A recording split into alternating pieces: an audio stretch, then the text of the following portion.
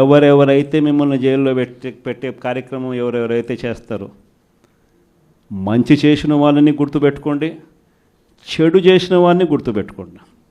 ఇద్దరిని గుర్తుపెట్టుకోమని చెప్తాను. ఊరికే చూస్తూ ఊరుకోం. వైఎస్ఆర్ కాంగ్రెస్ పార్టీ బ్రతుకుతుంది. వైఎస్ఆర్ కాంగ్రెస్ పార్టీ ఈ రాష్ట్రాన్ని ఏలుతుంది అని కూడా ఈ సందర్భంగా చెప్తాను. మరో 30 సంవత్సరాలు ఏళ్తామని కూడా ఈ సందర్భంగా కూడా మరి గట్టిగా కూడా చెప్తాను. కాబట్టి ఎవ్వరూ కూడా వైఎస్ఆర్ కాంగ్రెస్ పార్టీకి సంబంధించిన ఏ కార్యకర్త వెంటికి కూడా పీకలేడు అని చెప్పి కూడా ఈ సందర్భంగా చెప్తాను. ఇది ప్రతి ఒక్కరూ గుర్తుపెట్టుకోండి. ఒక్కటే గుర్తుపెట్టుకోండి, ఈసారి జగనన్న 2.0 కొంచెం వేరుగా కూడా ఉంటుంది. ఈసారి జగనన్న 2.0 కార్యకర్త కోసం ఎలా పనిచేస్తుందో కూడా చూపిస్తుంది. ఇది మాత్రం నేను ఖచ్చితంగా చెప్తా ఉన్నా. ఎందుకనంటే జగనన్న 1.0లో బహుశా కార్యకర్తలకు నేను అంత గొప్పగా బహుశా చేయలేకపోయి ఉండొచ్చేమో. ప్రతి పథకము ప్రతి విషయంలోనూ కూడా మొట్టమొదటిగా ప్రజలే గుర్తుకొచ్చారు. ప్రజలకు మంచి చేయడం కోసమే నా టైం కేటాయించా, నా తాపత్రయపడ్డా, ప్రతి విషయంలోనూ దానికోసమే అడుగులు వేశా.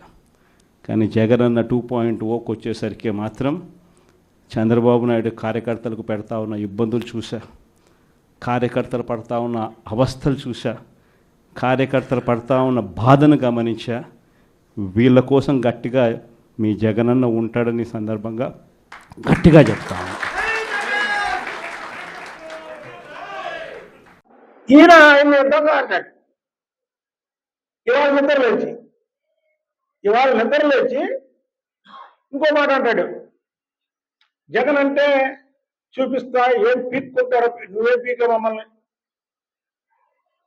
5 సంవత్సరాలు పోరాడాగా నువ్వేం పీకావు, ఏం పీక తెలుసుకున్నావు? మేము అధికారం వచ్చి వాళ్ళకి 8 నెలలు. ఏ వ్యక్తినన్నా టచ్ చేసామా? ఏ వ్యక్తినన్నా కొట్టామా? ఏ వ్యక్తినన్నా తిట్టామా? ఇప్పటి వరకు నేను కార్యకర్తలకు అండగా లేను, ఇక్కడి నుంచి ఉంటాను, నెక్స్ట్ నేనే 30 సంవత్సరాలు. ఈ 30 సంవత్సరాల పలుకులు 2023లో కూడా పలికే నువ్వు.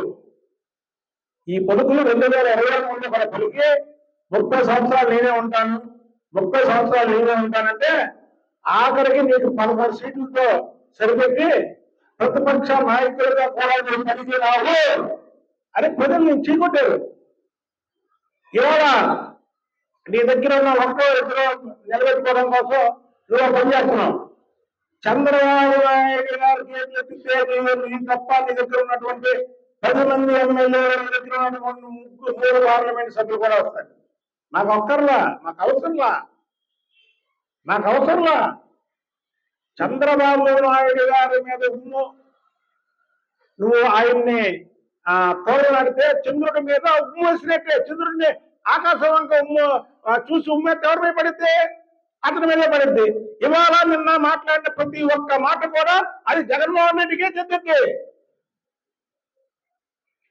కియా మోటార్ తీసుకొస్తే చంద్రబాబు నాయుడు గారు నువ్వేం చేశావు? నీ ఎంపీలు ఏం చేశారు?